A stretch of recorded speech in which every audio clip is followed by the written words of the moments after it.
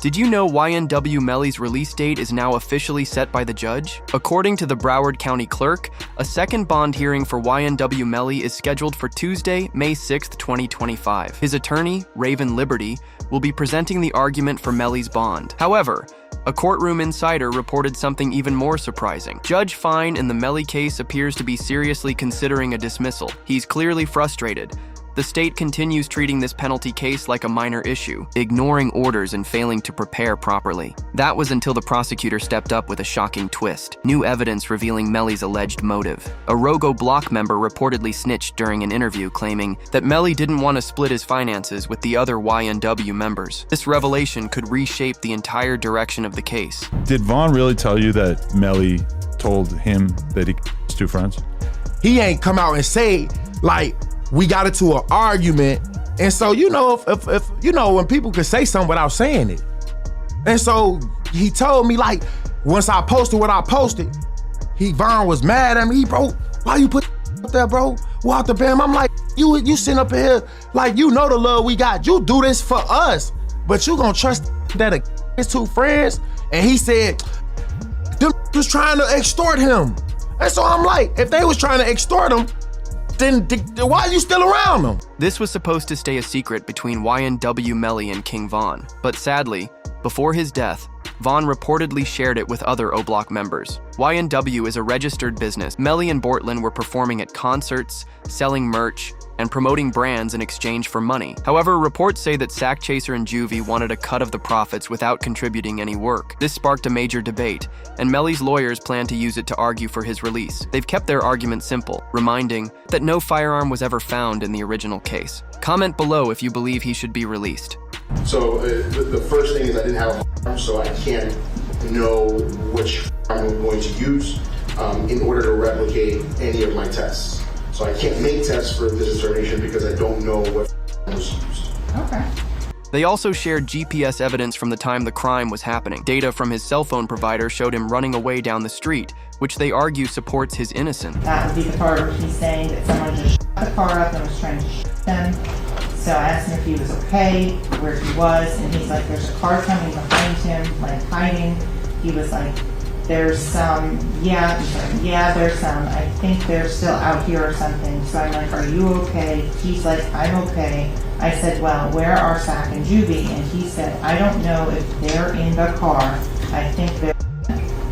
While the judge was reviewing the release evidence, he also allowed YNW Melly's ex-girlfriend Mariah to be released from jail. After getting out, Mariah thanked her friends and family on Facebook for their support while she was locked up. Her post said, "To my village, thank you. I love you all so much. God's plan, not mine." However, she reportedly wasn't happy that the whole thing was shown on the local news. Mariah Hamilton is spending her first day at the Broward County Jail. She has no arrest record until now.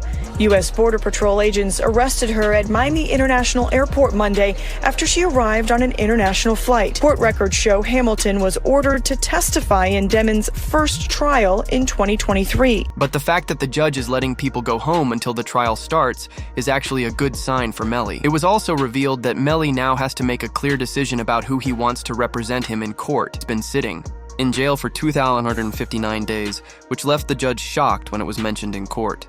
No, but let me repeat myself. Mr. Demons has to make an informed decision about who he wants as lawyers. He's now been sitting in our jail for 2,159 days. So,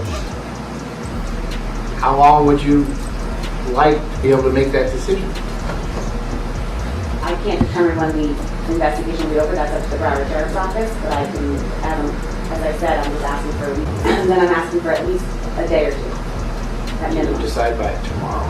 I've also reserved all of tomorrow. The judge couldn't believe Melly had been in jail for this long. He even told the prosecutors directly, "Give us a reason why he shouldn't be free by tomorrow, or I'm releasing him on bond." After that, the prosecutors did the unthinkable. They pushed to have Bortland snitch on YNW Melly. They're now filing paperwork to have both Melly and Bortland tried together, and they're doing it for one specific reason. Issue here, and you can try them together. It is to the benefit of the state to try them together. Just more efficient. You don't have to do things again and again. Do it all at once, and also you get a better chance of having them incriminate each other during the trial. it benefits the defense to sever it. That way they can point the finger at each other and get away with it. So this is what's going on. But I don't think it should be automatically severed because the state is seeking the penalty for Melly, because it's only the penalty phase of the trial that would be different, not the guilt phase. The guilt phase is the same. They're both capital crimes. You're seeking the penalty on one, not the other, but that goes into the second part of the trial, the penalty phase, only if Melly is found guilty. It's just common sense. If YNW Bortland knows he didn't commit the crime, there's no way he'll sit back and take a life sentence without speaking up. That makes it very likely he'll end up pointing the finger at Melly. People don't know is that Melly's lawyer already tried to shift the blame onto Bortland during the first trial. Those were his lies. Cortland Henry shows up at Memorial Hospital, Miramar. You don't see him sitting there, but where you will see him sitting is in the driver's seat of a car with two bodies, car riddled with bullets. And when he shows up with a change of clothing, change of shirt, powder residue on his hands, evidencing that he had discharged a firearm. And he lies. He lies about where the incident occurred. He lies about how it occurred. And he lies about not having a phone. I think it was Miss Bradley herself who said, everybody has a phone in his pocket, not Cortland Henry. Melly's own lawyer told the court that it was YNW Bortland who had been lying to the feds. They claimed Bortland was the one with gunpowder residue on his hands. To back it up, they even brought a forensic expert to the stand to explain the evidence in more detail.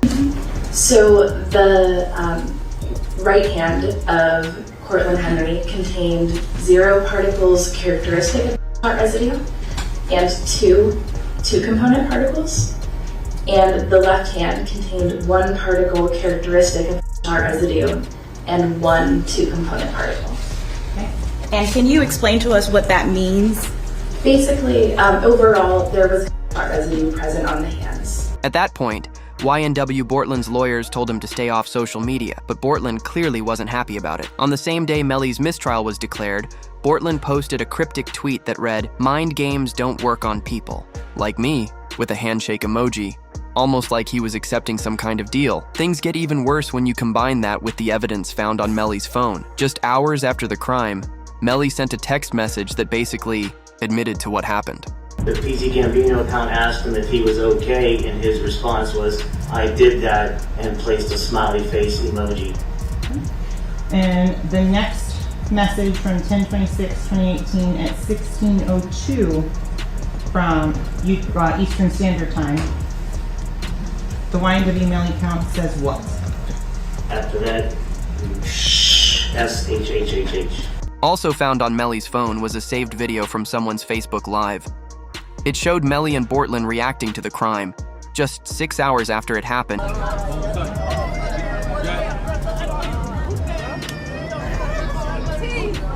Melly still turned regardless of what happened this early morning. He's still out here being very positive. Turned still. Hey! No, still turned, regardless of what happened. You already know. Not even showing an ounce of sadness for the passing of their 2 best friends. This is what led into the prosecutors diving deep into the physical evidence of the crime. They didn't show any sadness for the deaths of their 2 best friends. This led the prosecutors to dig deeper into the physical evidence, like the Jeep they were driving. During the original trial, Sergeant Williams said there's no way it could have been a drive-by. Whoever committed the crime had to have been sitting where Melly was. How many rounds were inside the car? 3. From the driver's side back seat. As to the shot that killed Christopher Thomas, where did that emanate from? Driver's side back seat. Oh. My determination was that this is not a drive-by, and it's based upon this picture here at a stationary position when all but one of these rounds are going in. The one round that has some movement in it, which is round site L here, the actually moving in that Since Williams revealed the crime must have happened inside the vehicle where Melly was sitting, YW Juvie's mother took the stand to say who was sitting there. Can you state your name, your full legal name for the jury? I'm Leon Phillips. Okay. And are you related to one of the victims in this case? Yes, I am. How so? I'm his mother. And who is that? Christopher Thomas. Ms. Phillips, did you see who entered into the occupants who entered into that gray Jeep? Yes. Do you recognize where your son entered that gray Jeep? Yes. Which seat, if you can identify for the jury?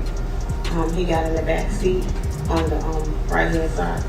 Did you recognize the individual that got into the back seat on the left side, the rear driver's side? Yes. And who was that individual? Janelle.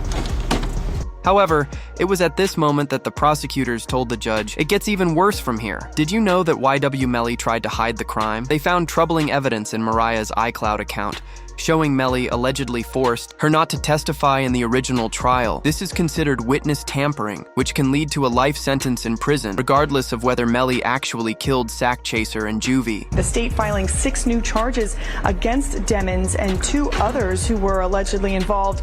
The charges include tampering with a witness, directing the activities of a criminal, solicitation or conspiracy to commit tampering, and unlawful use of a two-way communication device. Now, a couple of those charges actually carry a life in prison sentence if there's a conviction. The witness tampering case is separate from the ongoing case involving Sack Chaser and Juvie. This means that even if Melly's lawyers somehow win the case for Sack Chaser and Juvie's deaths, if he's found guilty of trying to hide the crime, he will still face life in prison. The feds started investigating Mariah after people in Melly's hometown began talking about her involvement in the crime. This even led to Juvie's father doing his own investigation, asking around town and speaking with people from different areas. Known in many neighborhoods, he learned the code words Melly used to pressure Mariah into not testifying, and then he reported it to the feds. There was this kind of crazy way that Melly was communicating. He wasn't allowed to use the phone, but he was passing notes to people, and then this person's calling this person and then that person. Saying like to me, they going through extreme measures, try to cover up or convince people not to testify, like Mariah mom. They was using code words like Rihanna and A$AP Rocky's baby mom. And due to the witness tampering charges, YW Melly's jail phones have been disabled, and he hasn't been able to use them for several months. It got so bad that his own mother exposed the county jail for not allowing Melly to use the phone or even look at his own mail. My son has not been convicted of anything, and even other inmates that have been convicted or anything, they have the right to use a telephone. They have a right to be allowed to write letters to their loved ones, to receive their mail. They hold his mail, they don't give it to him. If the evidence is true that Melly was using jail phones to commit witness tampering, that's why they haven't allowed him to use them. The scariest part is, they definitely have the evidence, and they'll be sharing it when the trial begins. It wouldn't just keep him off the phones and risk being sued if it was only a hunch. Due to this, Jaime King revealed she's absolutely heartbroken for her son and feels helpless, as he's not even being treated like a human inside jail. You saw Melly's statement, just saying how he's been hurt, how he's scared for his life. As a mother, how did that make you feel? It's heartbreaking. It made me feel completely helpless. Broward Sheriff's Office definitely needs to be investigated. I mean, they are making up their own rules. We've tried to go to court about this situation. The judge really doesn't have any jurisdiction when it comes to the jail, because we actually had a hearing about the mistreatment of him, and the jail they make their own rules. And I don't think that's fair, because I know that they need to answer to someone too. Did you know how Melly's mother has been helping him pay for his lawyers? It was shared that Melly's mom started a fan account while he stands trial. She was featured in an interview speaking on this. Why did you decide to break the internet the other day? You're saying that you're YNW Melly's mom and you're about to hit fans. Why not? You make money while you sleep, and I turned 40 this year. Why not do something crazy? Did you start it yet, though? What? My only? Yeah. How much you made the first day? I just need to know the first day. The first day was pretty epic. It was pretty epic. Give me a ballpark figure. like 40-ish, 50. One day? Day one. This took the internet by storm, and even academics commented on it. So YNW Melly's mom has announced that she's gonna be starting to own. And I gotta be honest with y'all, man, like, this is perplexing. The reason why it's perplexing is because I can't understand why she's doing this. Your son is fighting for his life. How much, you know, there's certain mothers in hip hop, and you probably could name a few, I won't name all of them, that I feel like their son became stars, but they also wanted to be stars as well. Blueface's mom is one of them.